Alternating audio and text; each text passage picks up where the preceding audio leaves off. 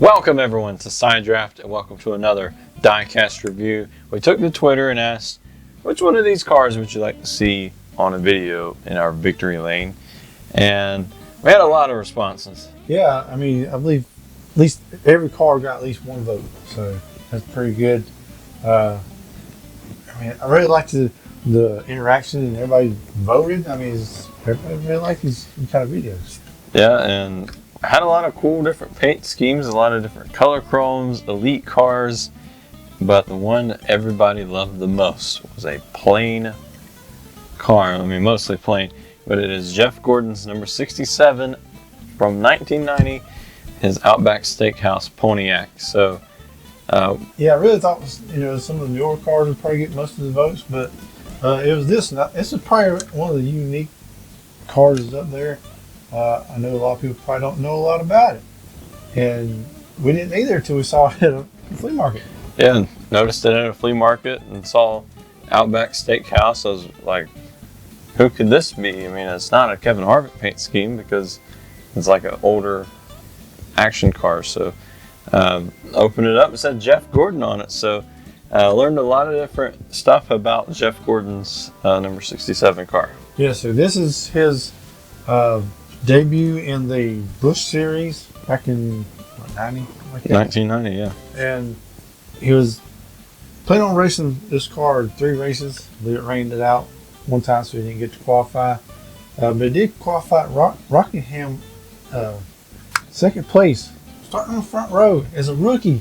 He went from open wheels, tries luck with the stock cars, and that race didn't go very well. He only ran like 28 laps, and he got loose and hit the wall, and it pretty much ended his day. So really didn't get to race this car a lot, but he did see the eye of some other owners, and y'all know the history of that. Yeah, so before we talk more about Jeff Gordon's history, which I know we'll probably get to some 24 cars on our show, for our diecast reviews we do something much different from everyone else's diecast reviews. We're going to bring it to our virtual victory lane, get a closer look at it, so we'll be right back. See y'all there. Why'd you let me push that thing all the way here? Hey man, look, It's a lot heavier when it's bigger like this. Well, what you could have done was brought it here small and then like made it this big. You didn't have to make it big at the house. Now you tell me. Whoa, I'm out of breath now. I mean, that was an hour away. How in the heck? Yeah, I didn't have the keys to get it crunk up, and I couldn't get the motor running. The stock cars use keys? Well, I guess the battery died. I just couldn't get it crunk. Oh, I mean, it's a diecast, but yeah, we have it here. Much bigger than it was in that intro scene, but looks really nice in our victory lane.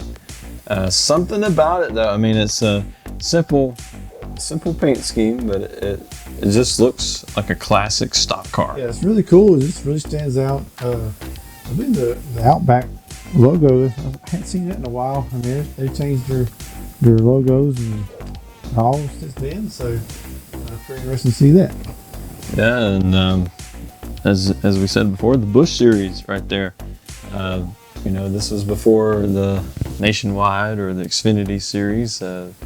It's what everyone knew to love it as the Busch Series, and so many people still call it that. Yeah, sometimes I catch myself trying to call it the Busch Series, and I know when I started with you on this channel, I started like the Busch Series, and it's like it just very confused me. But yeah, I grew up, call it the Busch Series, and that's what stuck to me. So why do you think people wanted to see this car in our victory lane? I don't know, it's been a while since people saw a Pontiac. I mean, it's the old style Pontiac, and this is back when the stock cars looked like the real cars that you buy at the showroom. So, yeah. I mean, this is what you think of when you think of stock car, at least for the older fans. Really cool to see. Like the 67 looks like classic font there that some of the older cars use. And yeah, it's just really nice and clean car, and it'll look great on your shelf if you can find it at a flea market or maybe eBay or something like that. Yeah, so I believe you said before this is an action car. This is before Lionel took over most of the diecast collections. But yeah, they did a very good job with this car. When I was holding it, it's a pretty heavy, well-built car, so well worth the money. Yeah, that's one thing I love about the older diecast is they're really heavy. I know this right now is super heavy because it's bigger than us now. Yeah, because I pushed it here. Yeah, I mean, but but yeah, normally the heavier cars, I mean, it's good quality. I mean, look at it. This big on the screen. It looks like it could be a real stock car. And talking about the older cars, the hood and the trunk actually open. So let's take a look up here. Yeah, look on our screens up there. You can tell that they open up and everything seems to be detailed underneath the hood, underneath the trunk, and you get more of a better look because we didn't have a big enough ladder to see up there for you. But you can see it on the screen now from the real world. Yep. All right, so that's the side of the car. I don't really think there's too much to say. Like we said, plain car. Yeah, got a lot of the old style sponsors up there on the. Yeah, right here. Yeah, a lot of old sponsors. Yeah. All right, so yeah, these cars here is back when they actually painted the cars instead of any cars have the wraps and all. yeah, I mean this is when like just the simple design probably took them hours to do. Yeah, definitely. So I know they probably painted all cars now at the diecast, but I'm talking about the new cars. Yeah, we're talking about the real world parts. So that's probably why it was just plain, and especially with it being a rookie, you don't know how he's going to drive. But we all knew that he turned out to be a 4-time champion, so yeah, turned out pretty good. All right. Yeah, this car here, he started out with Ray Abraham as a crew chief, and that's where they come together and then they made history. Yeah, so you want to take a look at this? Let's go to the back of the car. All right, did you hear that lawnmower back there? How in the heck are they lawn mowing at a speedway? Somebody's out here mowing the track. Well, I mean, we got Victor the hedges back there, but you can't take a lawnmower to it. I don't really see. I guess the grass and the trioval. Yeah. That way. I mean, No, that one. I thought they were scheduled to mow that earlier, and I guess they didn't. Yeah, they didn't really work with our schedules here. But yeah, the back of the car, Outback Steakhouse, you can tell. Those simple design. Simple design, simple and clean. Rookie stripes, you can tell. Yeah, ain't very big. It just kind of covers the license plate area. Yeah.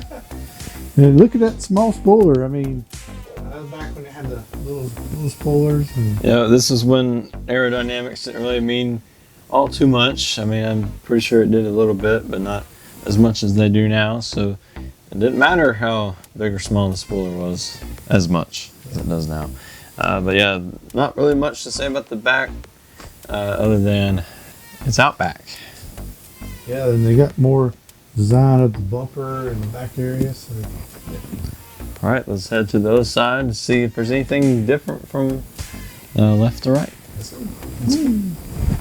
Okay, so the other side of the car, Pretty much the same as the other side. pretty much the same.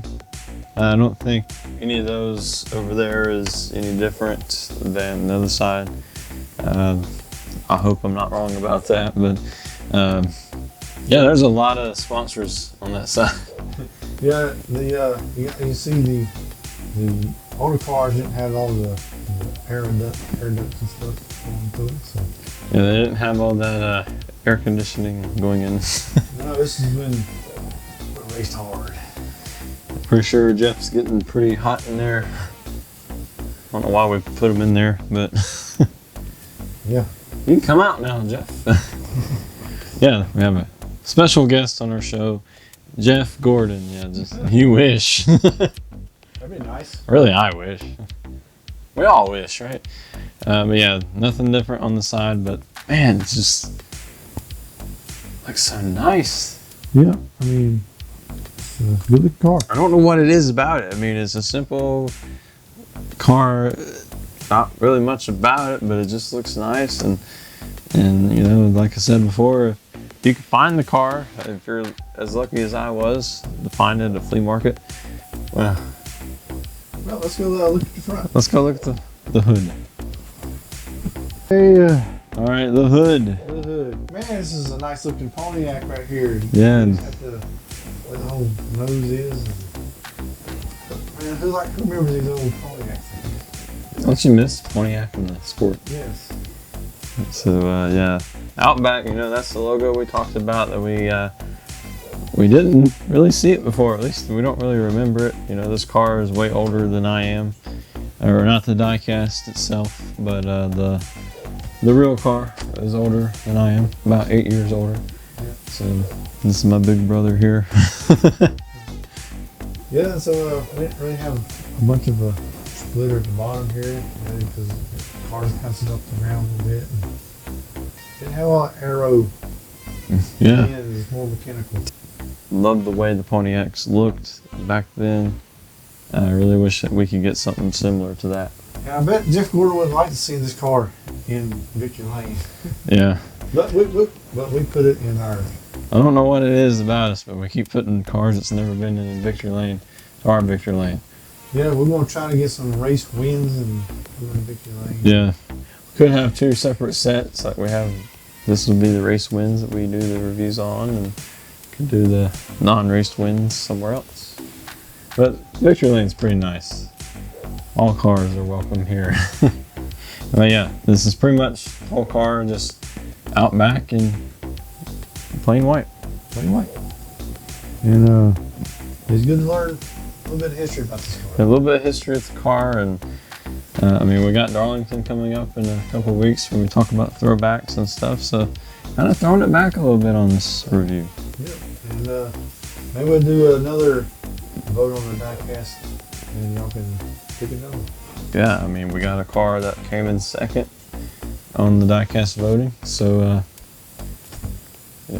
could see that one in Victory Lane for next month. Possibility. So let's head back to the other side of the car and reveal the Patreon supporter of the month.